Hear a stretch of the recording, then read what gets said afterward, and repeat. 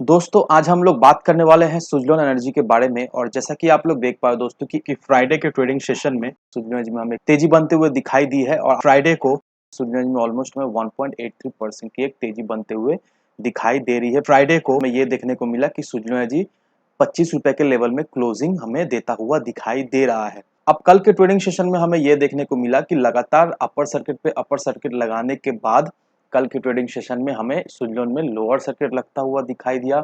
कल के trading session में सुज़लोन जी में प्रॉफिट बुकिंग होते हुए दिखाई दी थी और फ्राइडे को थोड़ी सी हमें रिकवरी होते हुए दिखाई दे रही है। एक ऑलमोस्ट 2% की एक तेजी बनते हुए दिखाई दे रही है। तो इस तेजी को देखकर हमें क्या इस लेवल से इन्वेस्ट करना चाहिए या नहीं, क्योंकि जो लोग चैनल को रेगुलर बेसिस से फॉलो कर रहे हैं उनको मैंने ऑलरेडी बता दिया था कि सुज़लोन में हमें प्रॉफिट बुकिंग होते हुए दिखाई देगी, क्योंकि सुज़लोन का आरएसआई जो हमें ओवरबॉट होता हुआ दिखाई दे रहा था। तो इस वजह से आरएसआई जो ओवरबॉट हो रहा है तो रेक्टिफिकेशन होने के लिए सुज़लोन में प्रॉफिट बुकिंग होते हुए दिखाई देगी। और ठीक हमें कल के ट्रेडिंग सेशन में वैसा ही होता हुआ दिखाई दिया, लेकिन आज हमें ये देखने को मिला कि प्रॉफिट बुकिंग थमता हुआ दिखाई दिया। 2% की तेजी भी हमें सुज़लोन में बनता हुआ दिखाई दे रहा है। लेकिन दोस्तों इस तेजी को देखकर आपको भ्रम में नहीं पड़ना है। जिन लोगों ने ऑलरेडी सुज़लोन में इन्वेस्ट करके रखा है लोअर लेवल से, तो उनको तो सलाह यही रहे कि वो लोग होल्ड करके रखे फर्दर टारगेट्स मीट करने के लिए। दैट मीन्स 28-30 का जो टारगेट दिया गया है वो टारगेट अचीव करने के लिए वो लोग होल्ड करके रख सकते हैं। लेकिन जो लोग सुज़लोन में फ्रेश एंट्री लेना चाहते हैं उन लोगों को यही सलाह रहेगी कि अभी फिलहाल के लिए वेट कीजिए,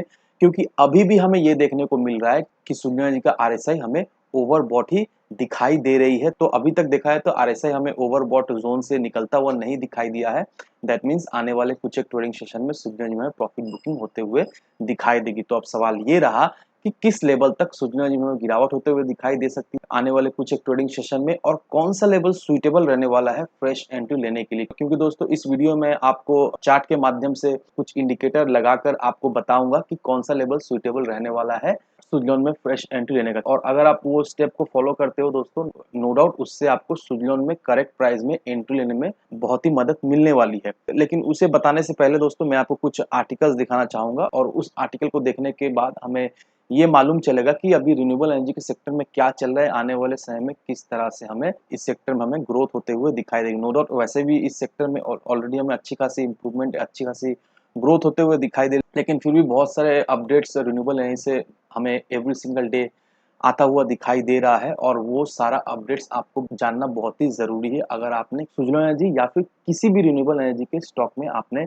इन्वेस्ट करके रखा है। तो अब यहाँ पर इस आर्टिकल को देखो दोस्तों, US and India join forces to launch renewable energy technology action platform. अब यहाँ पर MNRE as well as RETAP, इन दोनों की तरफ से हमें ये अनाउंसमेंट आ रहा है कि US president Joe Biden as well as India prime minister Narendra Modi ji, इन दोनों ही लीडर ने ये अनाउंस किया है कि अब इंडिया जो है वो कोलैबोरेट करने वाली है यूएस से, ताकि जो भी इमर्जिंग टेक्नोलॉजीज है क्लीन एनर्जी से लेकर वो इमर्जिंग टेक्नोलॉजीज पर India as well as US दोनों मिलकर एक साथ काम कर सके और वो टेक्नोलॉजीज को इंडिया में लाकर इम्प्लीमेंट कर सके। तो इसके लिए दोनों ही लीडर के बीच में हमें बातचीत चलते हुए दिखाई दे रही है।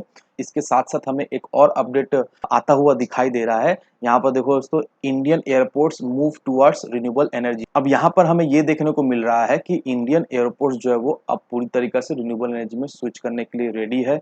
इंडियन एयरपोर्ट जो रिन्यूएबल एनर्जी में स्विच करेगा, इसमें क्या अभी के समय में बाधाएं आ रही है, इसके लिए अभी डिस्कशन चल रहा है। लेकिन आने वाले समय में ये तो श्योर है कि हमें ये देखने को मिलेगा कि इंडियन रेलवेज जो है वो पूरी तरीके से रिन्यूएबल एनर्जी से इलेक्ट्रिसिटी जनरेट करते हुए हमें दिखाई देगा। अब दोस्तों ये दोनों ही आर्टिकल देखा जाए तो बहुत ही इंपॉर्टेंट आर्टिकल है, क्योंकि ये आर्टिकल देखने के बाद हम लोगों को ये समझ में आ रहा है कि अभी रिन्यूएबल एनर्जी के सेक्टर में लेटेस्ट क्या चल रहा है, किस चीज को लेकर अभी डिस्कशन किया जा रहा है। यहाँ पर हमें ये देखने को मिल रहा है कि नए नए टेक्नोलॉजीज अभी जो है वो इंडिया में आते हुए हमें दिखाई देगी।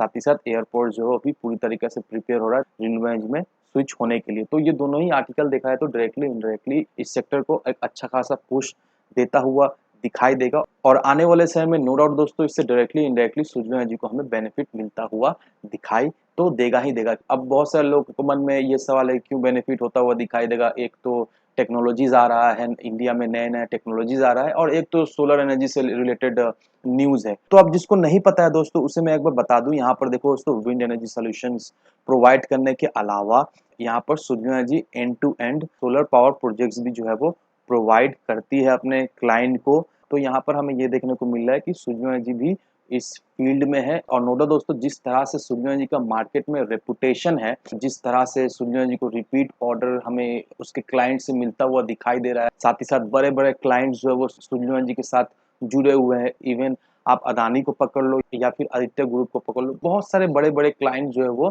सूर्यनारायण के साथ जुड़े हुए हैं। और ये जो बड़े क्लाइंट जो सूर्यनारायण जी के साथ जो जुड़े हुए हैं, ये इसी तरह से नहीं जुड़े। अगर उनको फ़ायदा नहीं होता, अगर सूर्यनारायण जी ठीक से उनके डिमांड को फुलफ़िल नहीं करता, तो ये कब के सूर्यनारायण जी को छोड़ के किसी और प्रोवाइडर पर स्विच हो जाते हैं। लेकिन हमें ऐसा कुछ देखने को नहीं मिल रहा है। हमें ये देखने को मिल रहा है कि इन सारे क्लाइंट्स से, पुराने क्लाइंट्स एज़ वेल एज़ नए क्लाइंट्स, दोनों ही क्लाइंट्स से सूर्यनारायण को हमें नए orders as well as repeat orders हमें मिलता हुआ दिखाई दे रहा है। तो इससे नो डाउट दोस्तों, हम लोग एक चीज़ तो अनुमान लगा ही सकते हैं कि आने वाले समय में सूर्यनारायण जी का स्टॉक हमें काफ़ी ज़्यादा मजबूती के साथ भागता हुआ दिखाई देगा। अब दोस्तों चलिए चलते हैं इसके चार्ट पर, और यहाँ पर समझाने के लिए मैंने एक छोटा-सा इंडिकेटर लगा के रखा है। ये जो इंडिकेटर का नाम है वो है 10 डेज़ मूविंग एवरेज। तो आप चाहो तो खुद के एप्लीकेशन में, जो भी ब्रोकरेज एप्लीकेशन आप यूज़ कर रहे हो, तो वहाँ पर सूर्यनारायण जी का चार्ट खोलकर आप चाहो तो ये इंडिकेटर को पुट करके देख सकते हो। अब क्या खास बात है इस इंडिकेटर में, क्यों मैंने 10 डेज़ मूविंग एवरेज का इंडिकेटर पुट करने को आपको बोला, और इस इंडिकेटर को देखने से हमें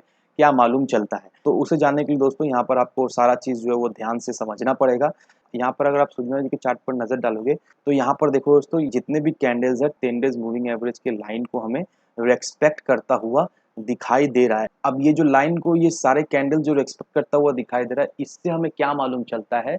इससे हमें ये मालूम चलता है कि कौन-सा लेवल तक आने वाले समय में सूर्यनारायण जी में हमें गिरावट होते हुए दिखाई देगी। तो अभी के सिनेरियो में हमें ये देखने को मिल रहा है कि मोस्ट प्रोबेबली सूर्यनारायण जी जो है वो हमें ₹22.50 से ₹21.50, या फिर आप ₹21 पकड़ लो। तो ये जो 2 लेवल मैंने आपको बताया है दोस्तों, मोस्ट प्रोबेबली हमें आने वाले समय में ये देखने को मिलेगा कि सूर्यनारायण जी का स्टॉक जो है वो इस लेवल पर हमें सपोर्ट लेता हुआ दिखाई देगा। उसके बाद ही सूर्यनारायण में फिर से हमें एक रिवर्सल, एक रैली बनते हुए दिखाई देगी, और तभी जाकर सूर्यनारायण जो अपना नया टारगेट जो है वो हिट हमें करता हुआ दिखाई देगा। तो अगर आप सोच रहे हो सूर्यनारायण में फ्रेश एंट्री लेने के लिए, मैंने आपको ऑलरेडी लेवल बता दिया है। एग्जैक्टली कौन सा लेवल पर आपको खरीदारी करना है, कौन सा लेवल जो है वो बेस्ट सुइटेबल लेवल रहने वाला है सूर्यनारायण में खरीदारी करने के लिए। और हाँ दोस्त, अगर आपने किसी भी चीज़ को नहीं समझा है, या फिर कोई भी दिक्कत है सूर्यनारायण से रिलेटेड, या फिर किसी भी स्टॉक से, या फिर कोई भी क्वेश्चन क्वेरीज हो, तो मेक श्योर कमेंट सेक्शन में आप ज़रूर से मेंशन करें। जो भी क्वेश्चन, जो भी क्वेरीज है आपका, मैं जल्द से जल्द उसका सॉल्यूशन देने की कोशिश करूँगा। और एक चीज़, आपने सूर्यनारायण जी को किस लेवल पे खरीदारी करके रखा है दोस्तों, आप ज़रूर से कमेंट सेक्शन में मुझे बताएँ। तो आज की वीडियो में बस इतना ही, मिलते हैं हम अगले वीडियो में। धन्यवाद दोस्तों।